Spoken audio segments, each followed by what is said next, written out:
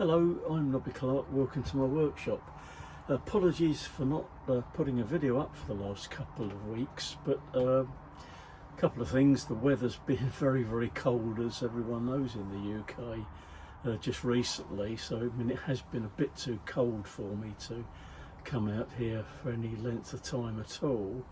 The other thing is sometimes family things take over and take up your time in a very pleasant way. I'm now a grandfather. Well, my wife and I are grandparents.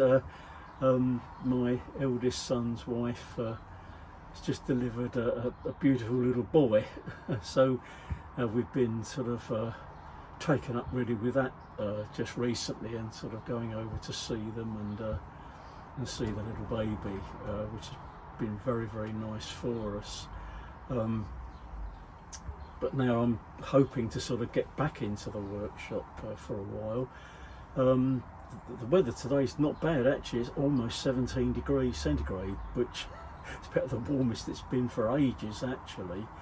I've not really sort of had anything prepared in the way of a sort of machining video to show you. I've already completed my PM research engine. In the last video I put up was the final part, and that's just showing the engine running.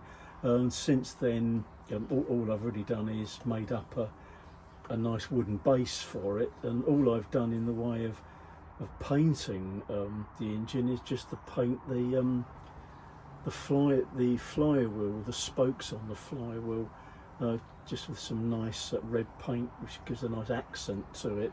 I've not done anything with the base or body of the engine at all. I've shown the engine to a few family members, and they said they were quite like the base as it is. So I think for the time being, I won't do anything more to it, but maybe at some point in the future I'll have to strip the whole engine down if I decide to paint the base. But at the moment it's the original grey undercoat that was on the cast iron base, just to protect it from rusting.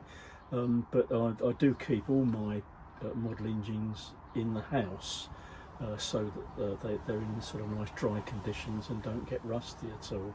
So that's as far as I've got with that.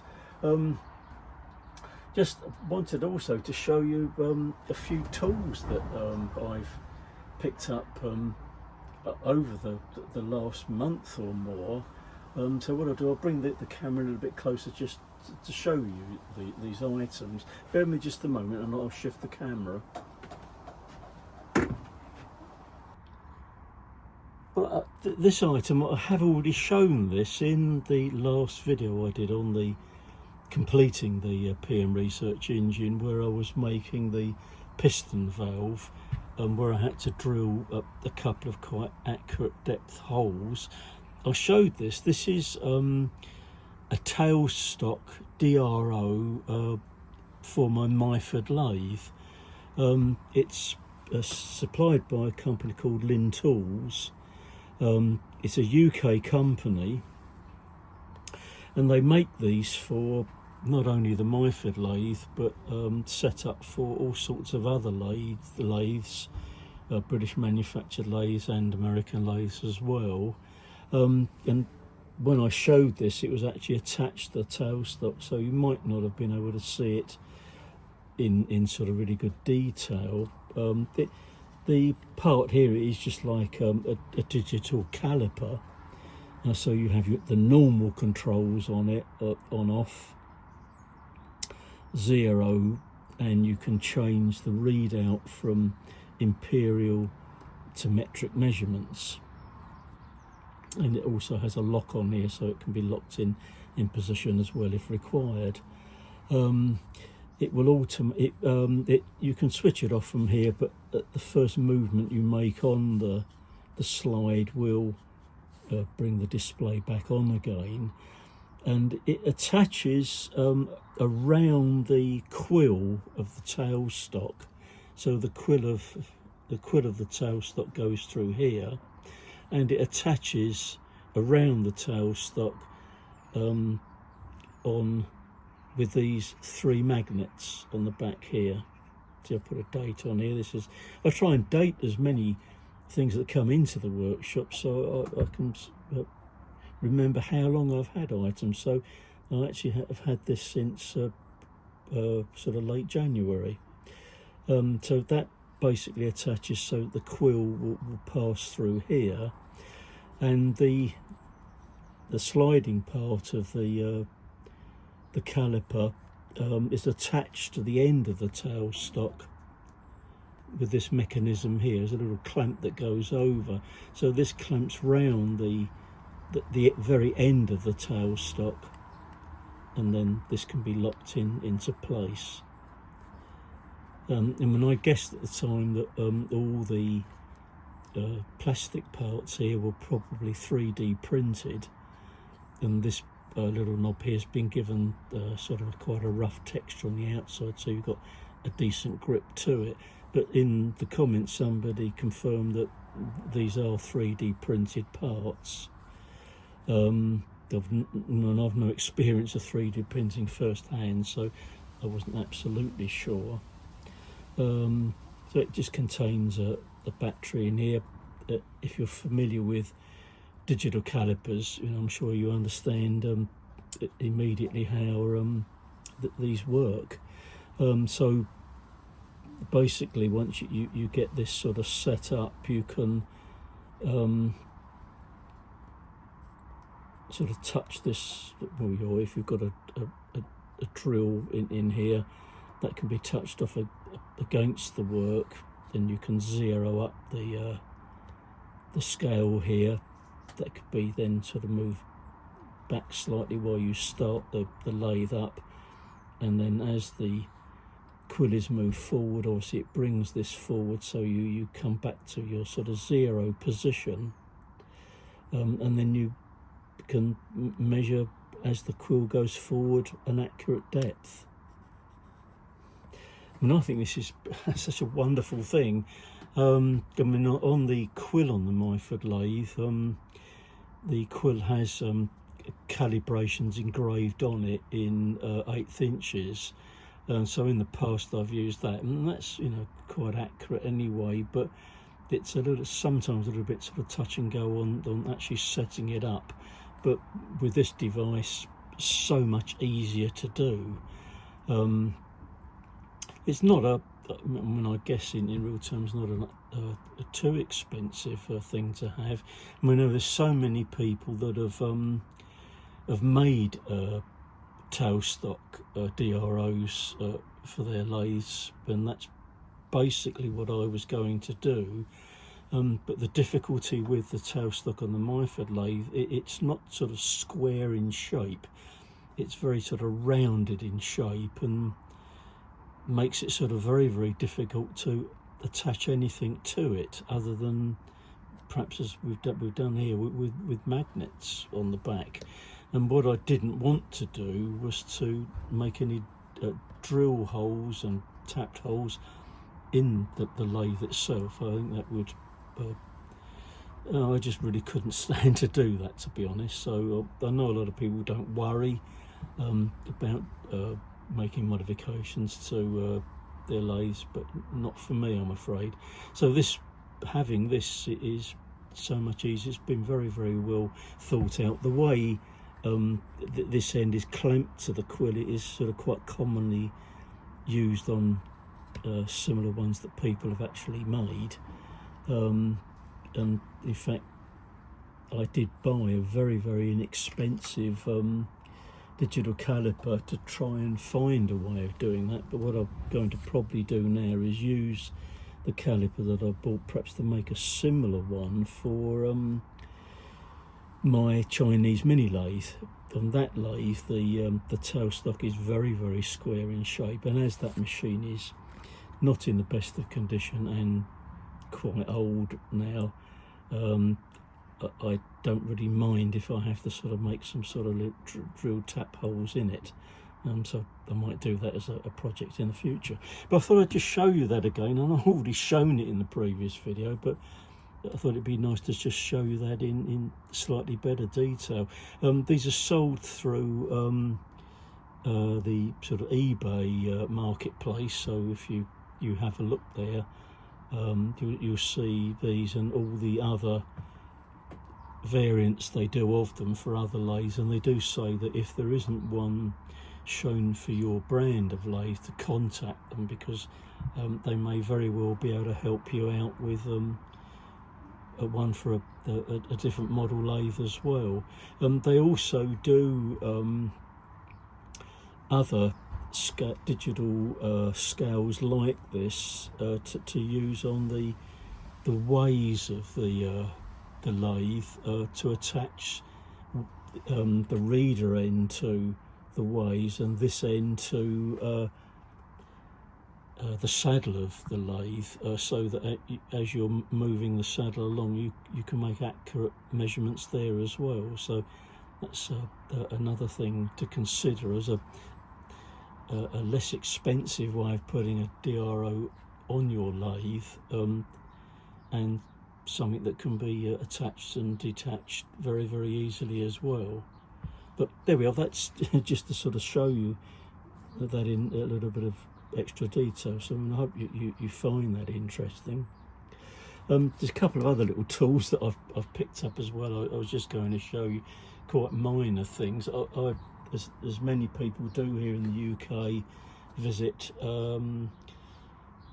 a supermarket chain called LINN, and they often have all sorts of tools and things there, and recently I was in there and spotted that they had some safety glasses, quite inexpensive. In fact, if you buy 2 of these, they come out even cheaper still. And you can't have too many safety glasses. You know, it's ideal to have them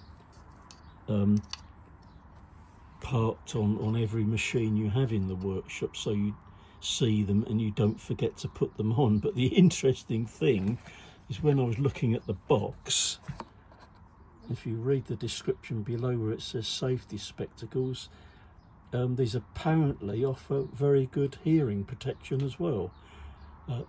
Very clever. I don't quite know how that works, and I've not been able to figure that one out yet, but if I do manage to find out how it protects your ears, I'll certainly let you know.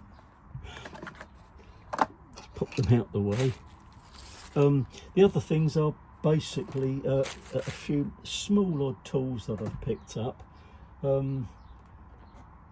Was this a nice small version of the little machinist clamp. These are absolutely ideal for clamping small items in here, either for filing or working on them, or using this combined with a workshop grinder, so you can hold this steady against a grinding wheel. I mean, I do already have another one which I've had for years, a much larger version of it, but I saw this at an event that I went to actually earlier on last year, and it was among lots of odd tools that were there, and I thought, well, that's such a nice thing, I'll grab that handy thing to have in the workshop. But since getting that, there's another thing I've been looking for a while to try and find at a reasonable price, was one of these devices.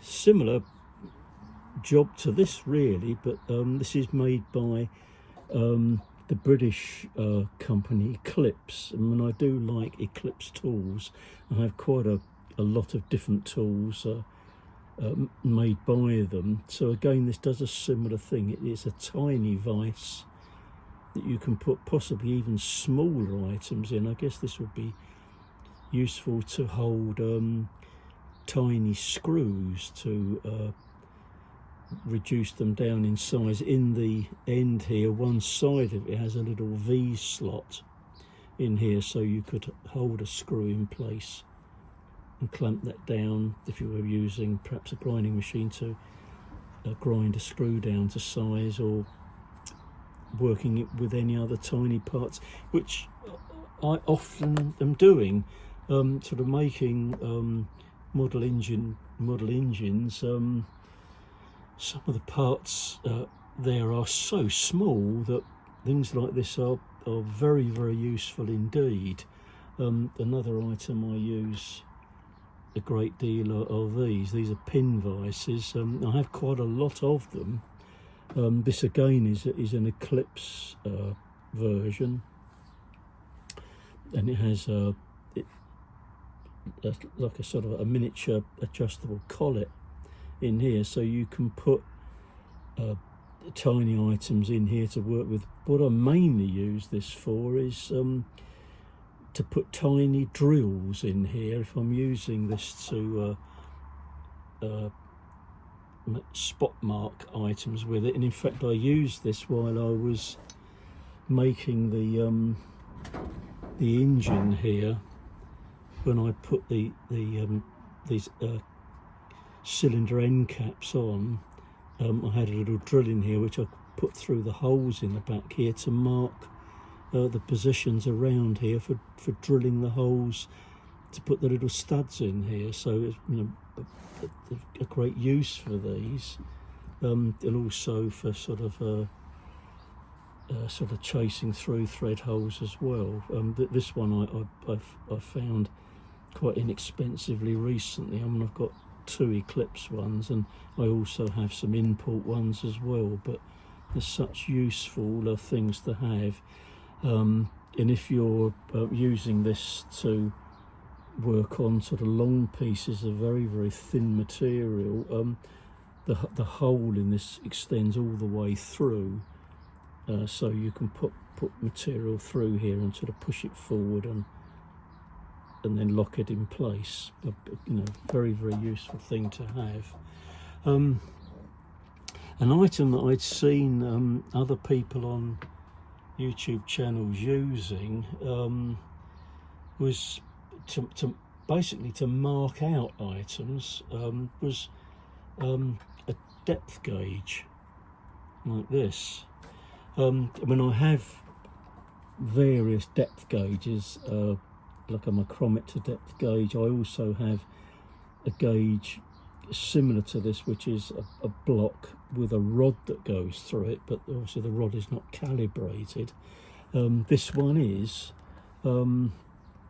it's in imperial measurements, which I tend to work in most of the time anyway.